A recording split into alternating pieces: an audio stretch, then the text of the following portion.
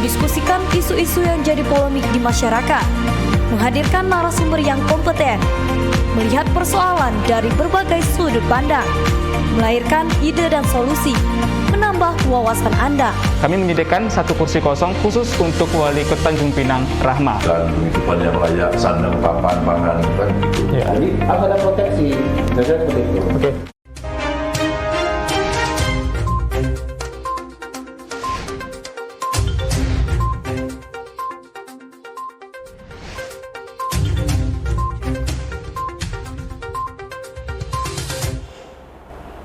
Saudara, implementasi Undang-Undang Nomor 23 Tahun 2014 tentang pemerintah daerah berdampak terhadap perubahan yang fundamental bagi penyelenggaraan pemerintahan, pelaksanaan pembangunan dan pelayanan masyarakat. Pemerintah daerah mempunyai peluang yang sangat luas untuk dapat mengatur dan mengurus rumah tangganya sendiri sesuai dengan aturan yang berlaku. Untuk itu, pemerintah daerah harus memperoleh penguasaan atas sumber daya ekonomi untuk dapat menjalankan kegiatannya. Apa strategi pemerintah Provinsi Kepri dalam mengoptimalkan potensi ekonomi demi meningkatkan pendapatan daerah? Inilah Yuto, strategi pemerintah Provinsi Kepri, tingkatkan pendapatan daerah di masa pandemi. Kak, gimana tanggapannya soal adanya pemutihan pajak di Kepri saat ini, Kak? Bagus sih, kayak kebijakan yang bagus, bisa mendorong masyarakat untuk semakin taat bayar pajak, dan yang sebelumnya nunda-nunda gitu kan, takut bayar pajak karena ada dendanya, sekarang udah ada pemutihan, jadinya bisa langsung dibayar aja gitu, nggak pakai denda, jadi lebih enak aja sih.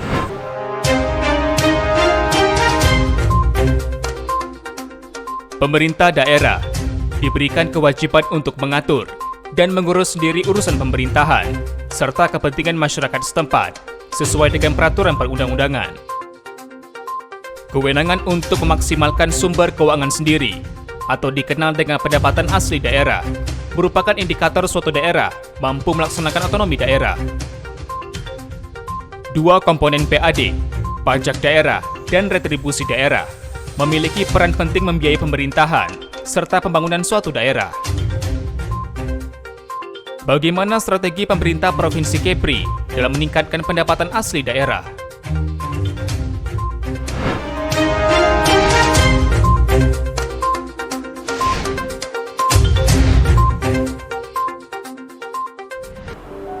Ya, strategi Pemprov Kepri tingkatkan pendapatan daerah di masa pandemi, topik Yutok edisi kali ini. Untuk membahasnya sudah hadir bersama saya di studio Ulasan TV, Reni Yusneli, Kepala Badan Pendapatan Daerah Provinsi Kepri. Bu Reni, terima kasih, Bu.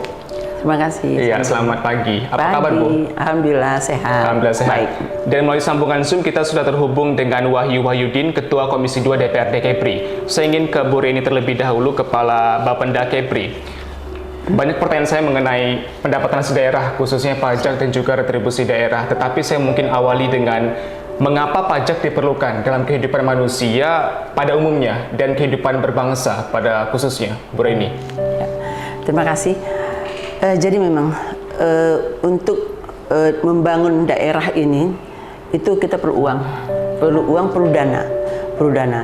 Dana itu ada berbagai bentuk. Satu dari daerah sendiri, PAD tadi seperti dikatakan bahwa PAD pajak pendapatan asli daerah itu dari kita sendiri. Kemudian ada juga transfer pusat. Transfer pusat itu bagian pemerintah pusat memberikan dana kepada kita sesuai dengan perhitungan-perhitungan yang sudah ditentukan. Okay. Ya kan? Nah, kenapa kita butuh pendapatan asli daerah ini kita butuh untuk pembangunan? Karena memang ini ciri kemandirian. Semakin besar pendapatan asli daerah berarti provinsi itu semakin mandiri. Nah, semakin dia kecil, artinya dia sangat tergantung sama pusat. Nah, ini artinya dia belum mandiri. Nah, kita pada posisi mana? Provinsi Kepri ini pada posisi tengah-tengah, menuju mandiri. Okay. Sekarang kontribusi PAD kita terhadap APBD, PPD kita itu sebesar 38%, 38% lebih dikit aja. Artinya kita sudah masuk daerah yang pertengahan, yang menuju mandiri. Ada 16 provinsi yang menuju mandiri, ada 10 provinsi yang saya baca di jurnal itu bahwa ada 10 provinsi dikatakan sangat tergantung sama pusat. Jadi kita alhamdulillah walaupun provinsi baru tapi kita sudah pada posisi di tengah menuju mandiri. Tapi yang mandiri itu ada di Jawa, rata-rata di Jawa itu banyak. Baik, Jawa sentris seperti itu Yes, ya. Jawa. Jadi kita sekarang pemerintah Provinsi Kepri khususnya di tengah-tengah menuju ke mandiri. Yes. Indikator-indikator yang dinilai dari hal tersebut seperti apa itu, Bu Rini? Ya, bahwa PAD kita sudah mampu menopang lebih dari sepertiga. Oke. APBD kita, dan kita berharap ini akan terus naik ya, akan terus naik sesuai dengan potensi yang ada. Kita berharap masyarakat mengerti bahwa masyarakat itu harus ikut membangun negeri ini, dan negeri ini bisa kita bangun dengan bersama-sama dengan cara apa? Bayar pajak. Bayar pajak. Jadi bayar pajak ini sebenarnya kewajiban kita. Kalau kita bisa membeli barang, membeli sesuatu, tentu kita harus mengeluarkan bagian dari itu pajaknya. Ya. Jadi kalau kita tidak mampu, kita tidak usah beli barang. Tapi kalau kita mampu beli barang mewah, misalnya mobil mewah, bayar pajaknya. Bayar pajaknya. Jangan nanti ketika membeli mampu, tapi ketika nanti membayar kayaknya harus ditagih dulu, harus kadang-kadang ada yang terlambat, ada bahkan tidak membayar. Itu ada. Jadi kesadaran bayar pajak inilah yang perlu kita tumbuhkan terus kepada masyarakat kita, bahwa kita bayar pajak ini betul-betul untuk membangun negeri kita. Oke, baik. Kita berbicara mengenai situasi pasca pandemi ya. Ini seluruh negara berdampak, termasuk juga daerah sekarang, walaupun situasi pandemi bisa dikontrol oleh pemerintah. Kemudian ada recovery ekonomi atau pemulihan ekonomi. Apa strategi dari pemerintah Provinsi Kepri, Bu, untuk memulihkan ekonomi kita di masa pasca pandemi ini? Iya. Jadi kita kemarin memang 2 tahun itu kita termasuk daerah yang terkena dampak yang luar biasa, terutama pariwisata kita ya. Terus kita juga di perorangan itu pajak kita. Pajak kita juga, masyarakat kita kan tingkat kemampuan membayar pajaknya menjadi rendah karena ekonominya menurun. Sehingga ketika itu banyaklah tunggakan-tunggakan pajak, dan kami juga tidak bisa melakukan pemungutan karena ditutup juga. Terus juga kita tidak bisa melakukan penagihan, kita tidak bisa melakukan razia, segala macam aktivitas yang untuk mengambil pajak itu nggak bisa kita lakukan. Kita cuma bisa menerima di kantor, ya kan, di tempat pelayanan, ataupun masyarakat membayar pakai e-samsat. Nah, upaya mengoptimal itu nggak bisa kita lakukan. Nah, sekarang di masa pandemi sudah mulai berakhir, mudah-mudahan segera berakhir deh. Sekarang menurun ya, menurun ya. Tapi masih ada satu-satu, mudah-mudahan ini bisa terkontrol dengan baik. Masyarakat sudah mulai ekonominya. Ekonomi kita bisa lihat sekarang mana-mana. Semua pasar, kafe, semua hidup. Yang dulunya tutup, semuanya sekarang sudah berkembang. Pariwisata juga, pintu-pintu pariwisata sudah mulai dibuka. Yang asing ataupun yang lokal itu wisatawan sudah pada masuk. Dan itu kan menumbuhkan ekonomi kita. Apakah hotelnya jadi hidup, UKM-nya dah hidup, semuanya menjadi hidup. Dan ini kita berharap masyarakat menjadi kembalilah membayar pajak kendaraannya, yang milik kendaraan yang dulunya tidak membayar, kita berharap mereka membayar. Oleh karena itu kami melakukan pemutihan, program pemutihan. Biar masyarakat itu tolong bayar pajaknya, tapi kami diskon loh, gitu loh. Dendanya kami nggak keambil, 100% tidak diambil. Jadi betul-betul nol kita kasih denda itu. Terus kalau mereka baik nama, nol juga, nggak usah bayar, gitu loh. Terus kalau dia bayar pajak terutangnya, kita diskon lagi 50%. Dan luar biasa menurut saya. Ini kita memberikan, jadi memang Pak Gubernur mengatakan kita harus bantu masyarakat. Caranya mengapa? Berikan insentif pajak khusus untuk pajak. Mungkin yang lain mungkin Pak Gubernur sudah memberikan, ada yang sembako segala macam bantuan sudah banyak diberikan untuk UKM segala macam. Tapi untuk pajak apa? Ya kita bilang bisa Pak, kita berikan insentif pajak. Apa itu bentuknya? Seperti ini sekarang kita lakukan pembuktian. Itu program diskon pajak tahun 2022 ya, tahap 1 dan tahap 2. Nanti kita akan bahas secara umum, tapi tolong berikan gambaran kepada masyarakat sebenarnya pendapatan asli daerah Provinsi Kepri ini dari 2 tadi, pajak dan juga retribusi daerah, bisa dijelaskan dari sektor mana saja? Terima kasih. Jadi gini, pendapatan asli daerah itu yang menopang sebenarnya kemandirian daerah kita. Ya, walaupun kita masih tergantung juga sama dana transfer dari pusat. Apa itu dana alokasi umum, apa itu dana alokasi khusus, dan dana lainnya yang dari pusat. Tapi pajak daerah ini sangat penting. Sekarang pajak daerah kita selalu meningkat. Jadi setiap tahun itu meningkat. Dari kita itu berupaya untuk berusaha untuk menaikkan PAD kita dalam APBD kita itu hampir untuk ini aja hampir 100 miliar lebih kita naikkan. Ya kan, bahkan yang tahun depan itu 170 miliar kita naikkan. Kemungkinan kita lagi hitung-hitung sekarang. itu dapatnya tentu dari pajak. Iya. Dan pajak ini sama retribusi kalau dibandingkan, ya kita memang agak miris ya. Pajak ini dominan, kebutuhan kita diambil dari pajak daripada retribusi. Sekarang kontribusi pajak itu terhadap PAD itu 89% lebih. Sementara retribusi ini memang masih belum ya. Kita perlu upaya-upaya untuk menaikkan retribusi. Ke depan bagaimana? Selain itu upaya kita untuk mendapatkan juga dana pusat yang berbentuk DAK. Harus kalau kita mau naikkan APBD kita kejar DAK menurut saya sih gitu. Iya. Kemudian retribusi tadi potensinya menyumbang 11% kurang lebih. DAK kita juga masih dikejar sama pusat gitu Bu. Usaha yang dilakukan oleh pemerintah provinsi sejauh ini seperti apa ini untuk meningkatkan di retribusi kita dan juga untuk menarik DAK di pusat? Iya. Jadi berkaitan retribusi ini kan berada di OPD penghasil ya. OPD penghasil itu seperti ya perhubungan, perikanan yang ada fasilitas di sana dan bisa ditarik retribusinya ke masyarakat. Dulu memang masih oke, sekarang sejak ada aturan-aturan baru yang seperti Omnibus Law segala macam itu sepertinya mulai menarik kewenangan kita ke pusat. Nah, ini membuat retribusi kita menjadi turun. Kemarin kita sudah senang hati nih, Prabowo Jangkat bakal dapat, semua bakal dapat. Ternyata dalam perjalanannya memaksa. Iya, jadi ada aturan yang mengatur. Sehingga kita mungkin perlu cara lain mungkin untuk meningkatkan pendapatan APBD kita. Untuk sektor pajak sendiri itu realisasinya berapa persen? Kemudian targetnya itu yang sudah dicapai oleh Pemprov Kepri berapa persen? Ya, kita target untuk tahun 2022 ya. 2022 itu kita sekitar 1,1 triliun.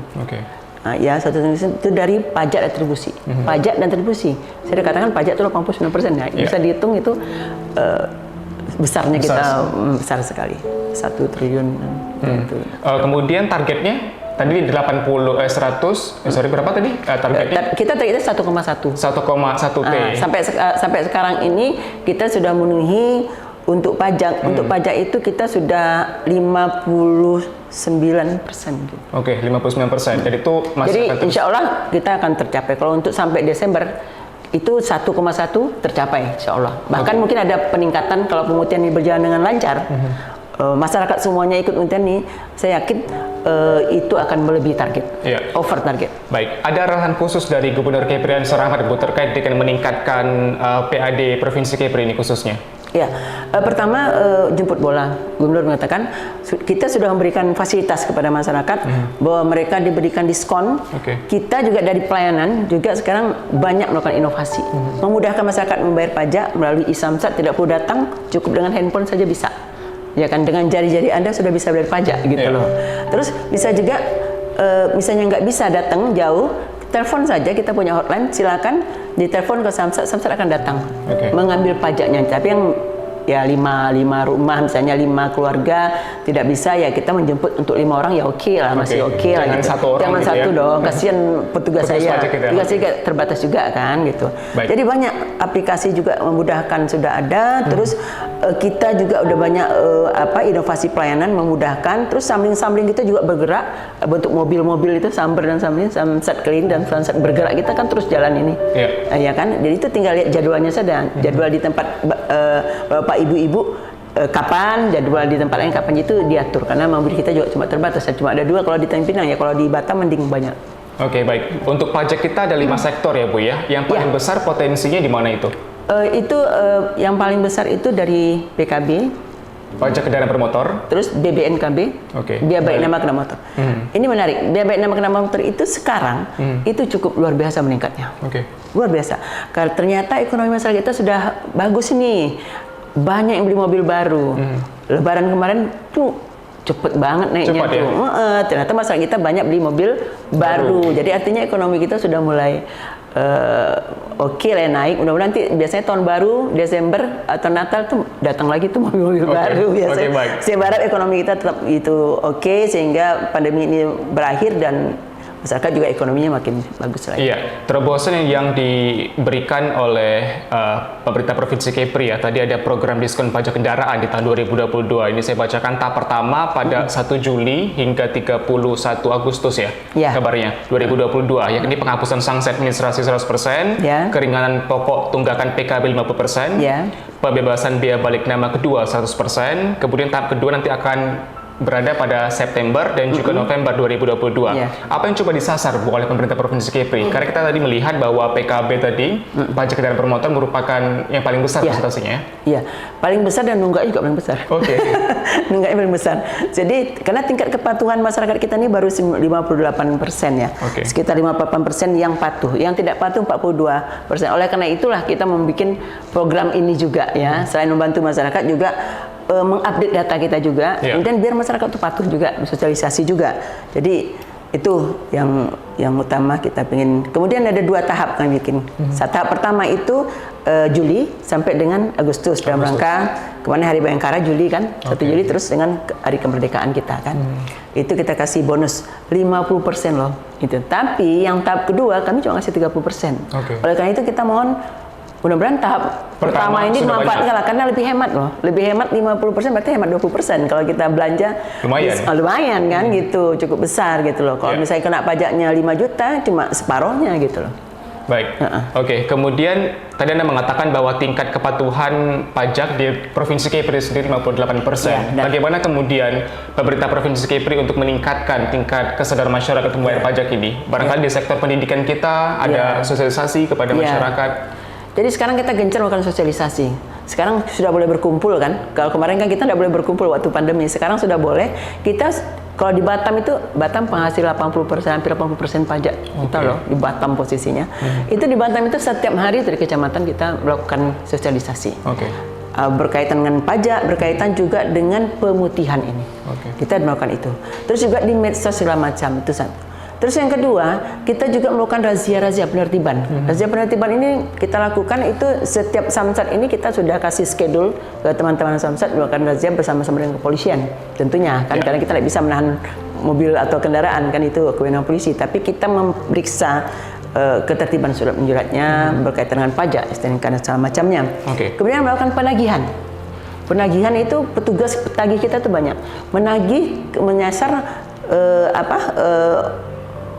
mobil-mobil ya wajib pajak yang tidak membayar kendaraannya kita tagih ya biar mereka membayar tepat waktu. Kemudian juga notifikasi, kita juga kirim notifikasi loh pakai handphone. Sebulan sebelum itu biasanya Jasa Raja juga bantu, kita juga membuat 1 hari pun sebelumnya karena kita masih ingatkan biar mereka tidak telat membayar pajak. Jadi sebulan sebelumnya kita sudah pasang itu, biasanya masuk di handphone itu, kalau lewat di sini bisa masuk, lewat sana bisa masuk gitu kan.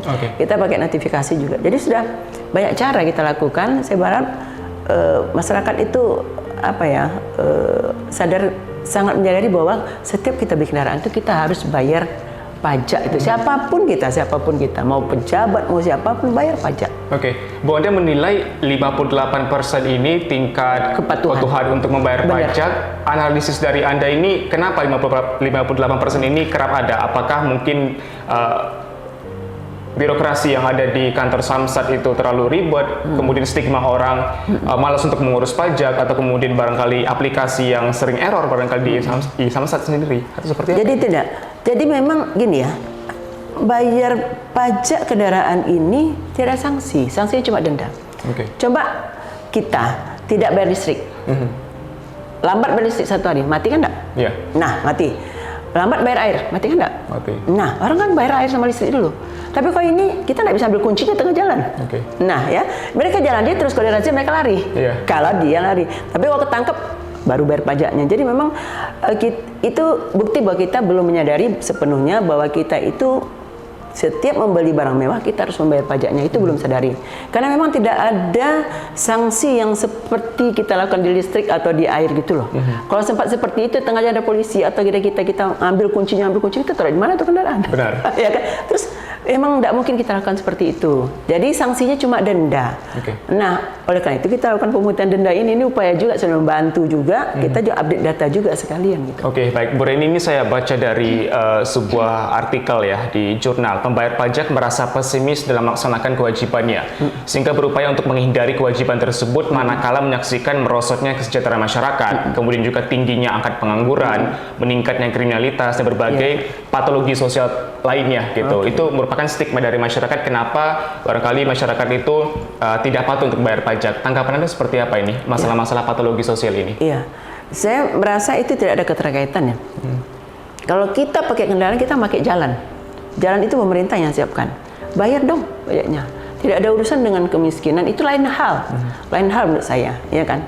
Lain. Kecuali mungkin pajak lain nih, PPH atau pajak ini kan banyak ya. Kalau kita kan berkecimpung pajak kendaraan bermotor saja kan. Pajak lainnya kan masih banyak ya. Mungkin itu untuk pengusaha-pengusaha mungkin jadi ya, bisa jadi. Tapi kalau kendaraan mereka sudah memakai jalan yang dipakai mereka itu kan harus bayar pajaknya gitu loh. Jadi ada kontribusi mereka untuk setiap mereka bayar pajak tuh. Jalan kita sekarang lihat jalan kita bagus-bagus, mulus-mulus. Saya rasa keterkaitannya sama itu. Kalau pajak kena motor, tapi kalau pajak lain mungkin ada keterkaitan sama pengangguran. Tapi kan kalau memang semakin banyak usaha yang dibangun, tentu semakin banyak tingkat pengangguran itu semakin kecil, penganggurannya semakin banyak orang yang bekerja. Oke. Iya, saya rasa itu tingkat memang kesadaran bayar pajak saja menurut saya. Oke, baik. Tantangan seperti apa yang Anda bayangkan ke depan, dinamika seperti apa yang akan terjadi di kemudian hari di Provinsi Kepri dalam pengelolaan pajak ini, Bu Reni? Ya, saya yakin dan percaya bahwa semakin ke depan akan semakin banyak orang bayar pajak. Karena fasilitas untuk membayar pajak itu sudah sangat mudah. Belanja kalau di Batam itu belanja di Alfamart bisa bayar pajak. Ya, kita dah ada Tokopedia juga bisa bayar pajak. Semua aplikasi mudah semua kalau mau. Nah, intinya tuh kita itu sadar tuh nggak kita bayar pajak. Itu aja lagi. Jadi semuanya sudah. Tapi saya yakin masyarakat akan semakin sadar, satu saat akan semakin sadar. Mungkin nanti kita tidak tahu aturan seperti apa lagi di pemerintah akan lakukan.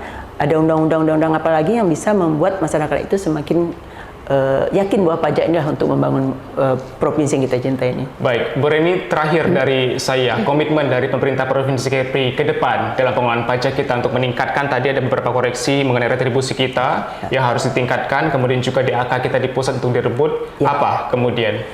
Jadi, pertama kalau kita ingin meningkatkan APBD dulu. APBD kalau bikin besar, yang kita kejar tuh bukan hanya pajak retribusi, tetapi dana alokasi khusus yang dari pusat kita tarik ke sini. Nah, ini tugas kita bersama menurut saya, siapapun, ini tugas kita bersama semua OPD ya. Bagaimana kita membangun jalan tak pakai dana kita, karena itu besar, pakai dana pusat. Gitu. Kita ambil ke sana, kita harus ke sana mengajukan segala macam persyaratan yang sudah ada. Ya. Yang kedua pajak. Pajak saya optimis itu akan semakin naik. Komitmen kita, pajak ini akan tetap naik terus karena penduduk kita semakin berkembang, daerah kita semakin berkembang, orang semakin banyak menggunakan kendaraan bermotor. Saya yakin pajak akan semakin naik. Kalau pajak rokok kan kita given. Kalau pajak air permukaan kita tidak boleh katakan sudah tidak ada, karena untuk rumah-rumah kan tidak ada lagi. Pemakaian rumah tangga tidak ada lagi pajak kan untuk air kan. Jadi memang kalau pajak PBB ya, pajak bahan bakar itu kemungkinan kita belum tahu naik. Karena sekarang Pertalite kan sudah disubsidi. Kalau subsidi kan kita cuma dapat 5% gitu loh. Kalau kemarin tak subsidi kita dapat 10%. Artinya ada kemungkinan penurunan. Jadi pajak kendaraan bermotornya saya yakin akan naik. Jadi perlu ikhtiar kita bersama untuk merebut DAK ini dari pusat supaya untuk membayarkan sendiri rumah tangga kita sendiri ya, di pemerintah Provinsi Kepri dan juga untuk masyarakat tentunya harus patuh lagi dalam bayar pajak. Dari kita juga pelayanan makin kita perbaiki. Insya Allah kalau pelayanan, insya Allah segala macam aplikasi memudahkan selalu kita berikan kepada masyarakat. Baik, Reni Yusneli, Kepala Bapenda Kepri, terima kasih Bu atas waktu Anda. Saudara, usai jeda kita akan berbincang dengan Wahyu Wahyudin, Ketua Komisi 2 DPRD Pemerintah Provinsi Kepri. Tetap di program YouTube.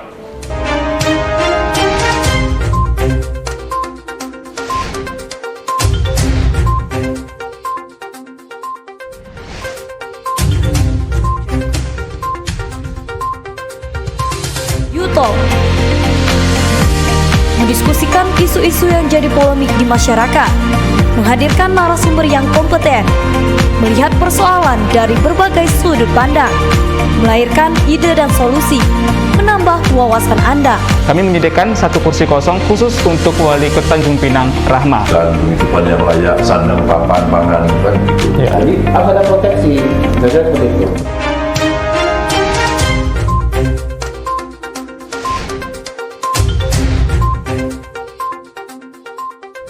Saudara, Anda kembali lagi bersama saya Fahrian Bahri di program Yutalk. Kita sudah terhubung melalui sambungan Zoom dengan Wahyu Wahyudin, Ketua Komisi 2 DPRD Kepri. Pak Wahyu, salam sehat Pak Wahyu. Ya, Assalamualaikum warahmatullahi wabarakatuh. Waalaikumsalam warahmatullahi wabarakatuh. Pak Wahyu, memulai diskusi kita, saya minta Anda untuk memberikan sorotan kritis terhadap pengelolaan pajak di Provinsi Kepri khususnya, Pak. Baik, pajak di Provinsi Kepri saat ini memang masih 87% itu dari darat ya. Sedangkan dari sektor yang lain, apalagi sektor kelautan ini masih sangat memperhatinkan. Nah, inilah yang kami sekarang lagi soroti dan lagi kami kejar ini. Oke, baik Pak Wahyu, melihat tadinya potensi kelautan dan juga kemaritiman yang ada di Provinsi Kepri yang cukup besar. Seharusnya modal di sektor maritim dan perikanan kita harus menjadi tulang punggung ya Pak ya untuk meningkatkan PAD kita Pak. Bagaimana Pak Anda menilai hal tersebut Pak? Ya betul. Jadi saat ini berbalik ya, berbanding terbalik dengan luas wilayah Kepri yang memang 96% kelautan ya. Yang saat ini 87% dari sektor darat. Nah ini yang mau saya dorong bagaimana provinsi kemaritiman ini, Kepri ini, agar PAD dari sektor kemaritiman lebih besar lagi. Saat ini tidak nyampe 1% dari sana. Jadi banyak peluang-peluang yang saat ini memang perlu diperjuangkan oleh masyarakat Kepri. Iya, Pak Wahyu, Anda melihat peluang tersebut di bagian mana Pak yang seharusnya dimanfaatkan secara optimal oleh pemerintah provinsi? Boleh kita katakan bahwa kemarin juga terkait dengan retribusi Labu Jangkar ya, yang merupakan kepemilikan dari Provinsi Kepri sendiri, dan kemudian tampaknya sekarang agak sulit nih tarik-menarik antara pemerintah provinsi dengan pemerintah pusat, Pak. Iya, Labu Jangkar seyogianya kita harus dapat karena sesuai dengan aturan ya undang-undang bahwa 0 sampai 12 mil itu dikelola oleh provinsi ya. Undang-undang itu harusnya mengalahkan dari peraturan yang lain. Itu udah jelas gitu. Tetapi kenapa saat ini belum bisa juga? Ini ada something wrong. Nah, ini kami sedang mengejar itu. Kemudian yang kedua, retribusi yang lain seperti jasa kepelabuhanan juga memang masih sedikit ya. Masih sangat sedikit sekali, belum lagi dari pemanfaatan ruang laut ya. Ini juga masih sangat memprihatinkan lah, tidak nyampe 1 miliar gitu, seperti itu. Dan juga ada pemakaian kepelabuhanan untuk DKP Antang. Ini juga masih sedikit juga. Memang perlu banyak dioptimalkan untuk di Provinsi Kepri ini. Iya, Pak Wahyu, Anda menilainya apa yang menjadi kesulitan atau tantangan Pak oleh pemerintah provinsi sendiri Pak untuk sulit mengelola sektor kemaritiman kita yang dominannya potensinya sangat besar ini Pak? Ya, mungkin ini flashback ke belakang karena saat ini memang untuk kelautan perikanan semua masih dihandle oleh Kementerian Kelautan Perikanan ya, KSOP. Tetapi undang-undang menyatakan kan lain gitu. Nah, inilah yang harus diperjuangkan. Kalaupun yang dikejar otonomi daerah, ya, otonomi Kepulauan Riau, ini harus dikejar yang terkait dengan Undang-Undang Kepulauan Riau yang sekarang sudah masuk dalam proglenas ini masuk. Saya kira dan saya yakin ya optimis untuk PAD Kepri akan bertambah. Dan juga tentunya harus ada kerjasama antara stakeholder yang ada di Provinsi Kepri ini. Baik, Pak Wahyu, apakah pemerintah provinsi Anda menilai saat ini sudah mandiri Pak dalam memaksimalkan PAD kita, baik dari sektor pajak dan juga sektor retribusi Pak? Apakah sudah maksimal Pak sekarang, sudah mandiri? Saya kira masih belum, ya masih belum mandiri ya. Jadi masih beberapa lah, paling sekitar 60%. Kalau untuk darat, ya pajak kendaraan bermotor ini sudah sangat bagus ya. Saya kira tinggal penambahan pun tidak terlalu signifikan ya kendaraan bermotor karena kita tahu gampang untuk mengetresnya. Ya, tetapi dari sektor kelautan ini, nah inilah yang memang kami harus kejar. Baik, Pak Wahyu, saya mendapat informasi dari Kepala Bapenda Kepri. Beliau mengatakan bahwa tingkat ketaatan membayar pajak masyarakat Provinsi Kepulauan Riau sebesar 58%. Kita punya PR 42% masyarakat Provinsi Kepri yang belum patuh atau taat membayar pajak, Pak. Ya, catatan Anda? Betul sekali. Jadi yang 48% itu sebenarnya bukan tidak patuh membayar pajak, tetapi memang kondisi ekonomi mereka, ya. Kondisi ekonomi yang saat ini memang masih belum pulih, ya, pasca pandemi ini. Tetapi saya kira sih ini bukan sebagai alasan juga, ya. Kalau memang ada dari pemerintah mau door to door untuk mengambil pajak mereka, karena memang ada beberapa juga yang kemungkinan bandel, ya, tanda kutip, ya. Ini juga harus dioptimalkan. Perlu adanya memang kerjasama antara pemerintah dan juga dengan masyarakat tentunya. Oke, apakah faktor kondisi ekonomi saja, Pak? Ada mungkin barangkali kemudian mereka dalam mengakses aplikasi, barangkali e-Samsat yang sudah digaungkan oleh pemerintah, atau barangkali kemudahan untuk mereka membayar pajak, atau sosialisasi yang dirasa kurang, atau seperti apa ini? Kalau saya kira tinggal sosialisasi saja ya yang kurang, karena kalau dengan sistem-sistem yang disebutkan tadi itu sih memudahkan sebenarnya di Provinsi Kepri. Tetapi tentunya kalau yang untuk Pulau Batam, Karimun dan juga Tanjung Pinang ini banyak yang taat. Yang banyak yang tidak taat itu di luar wilayah tersebut, ya seperti Natuna, Anambas, kemudian juga Lingga, ya, dan beberapa pulau di Karimun tentunya. Nah, ini yang agak sedikit kesulitan, walaupun dari BP2RD Provinsi Kepri telah membuka cabang, ya, untuk bisa membantu proses tersebut. Oke, baik. Pak Wahyu, ini kan PAD kita bersumber dari pajak 89%, kemudian retribusi 11%. Ini kan perbandingannya cukup signifikan ini, Pak. Kemudian kita juga dana alokasi khusus belum sepenuhnya pemerintah provinsi dapat ambil secara maksimal dari pemerintah pusat, Pak. Anda menilainya ini bagaimana kemudian, Pak, untuk mengoptimalkan DAK kita, kemudian meningkatkan retribusi di sektor PAD kita ini, Pak? Ini harus ada keterbukaan dari OPD-OPD terkait, ya, kemudian juga tentunya dari pemerintah, ya, pemerintah provinsi. Kami dari DPRD akan membantu. Sebenarnya kalau kerjasama, saya yakin itu akan diberikan. Saat ini memang kerjasama yang kurang. Artinya dalam meminta retribusi seperti DAK, kemudian bagi hasil ya DBH dan lain-lainnya, itu mereka berjalan sendiri. Kalau mereka melibatkan DPRD, karena DPRD juga punya praksi, ya, punya praksi masing-masing, dan di pusat juga punya praksi. Nah, peran itulah yang harusnya dimaksimalkan oleh teman-teman di pemerintah Provinsi Kepri. Oke, baik Pak Wahyu, terakhir sebagai lembaga pengawas kerja dari pemerintah provinsi, Pak, bagaimana kemudian ke depan komitmen yang akan dibangun oleh DPRD Provinsi Kepri dengan pemerintah Provinsi Kepri khususnya untuk meningkatkan tadinya kepatuhan membayar pajak, kemudian juga pengelolaan di sektor perpajakan kita, baik di pajak dan juga retribusi, Pak, ke depan? Ya, kami terus mengawasi, ya, jalannya pemerintah daerah tentunya terkait dengan retribusi dan yang lain-lainnya. Dan kami siap membantu pemerintah daerah jika diperlukan, ya, untuk mengadvokasi ataupun nanti sama-sama ke pusat meminta DBH, DAK dan lain-lainnya agar ini bisa terrealisasi, kan seperti itu. Kemudian yang kedua, kami juga bisa membantu untuk mensosialisasikan, ya, terkait pajak-pajak daerah, mungkin ada keringanan ataupun ada dalam bentuk diskon dan lain-lain, ya. Nah, ini kami akan membantu asalkan, ya, dari pemerintah sendiri mau terbuka, mau meminta bantuan, ya, karena selama ini mungkin kalau saya rasakan masih terputus terkait dengan hal itu komunikasinya. Iya, saya menarik ini, komunikasi seperti apa, Pak, yang sempat terputus ini, bisa diceritakan kepada kami, Pak Wahyu? Ya, Komunikasi terkait dengan relaksasi pajak yang saat ini juga sedang berlaku ya di pemerintah Provinsi Kepri, tetapi pemerintah sendiri, BP2RD sendiri tidak meminta bantuan kepada DPRD Kepri karena yang mempunyai masyarakat itu rata-rata kan anggota dewan.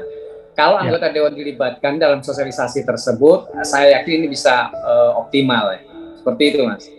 Oke, berarti bisa menjadi tambahan koreksi bagi pemerintah provinsi sendiri ya untuk melibatkan anggota DPRD karena dinilai memiliki masa di bawah, jadi supaya tingkat kepatuhan juga membayar pajak juga meningkat seperti itu ya Pak. Jadi iya betul sekali. Pajak pun juga bisa dihasilkan sesuai dengan target dan juga realisasi yang disampaikan. Terima kasih Pak Wahyu Wahyudin, Ketua Komisi 2 DPRD Kepri atas waktunya. Selamat siang Pak, salam sehat Pak. Selamat siang. Ya. Saudara, itulah wawancara saya dengan Reni Yusneli, Kepala Bapeda Kepri, dan Wahyu Wahyudin, Ketua Komisi 2 DPRD Kepri. Pajak diperlukan sebagai solusi bagi keterbatasan dana pembangunan dari sebuah pemerintahan, yang tujuan utamanya adalah mensejahterakan masyarakat. Di samping itu, pajak pada hakikatnya merupakan suatu bentuk penggalangan dana yang bertujuan untuk meningkatkan semangat kerja sama dan gotong royong. Saksikan YouTube edisi selanjutnya setiap hari Rabu, pukul 10 waktu Indonesia Barat. Saya mau klik yang bertugas, mohon undur diri di hadapan Anda. Salam sehat, sampai jumpa.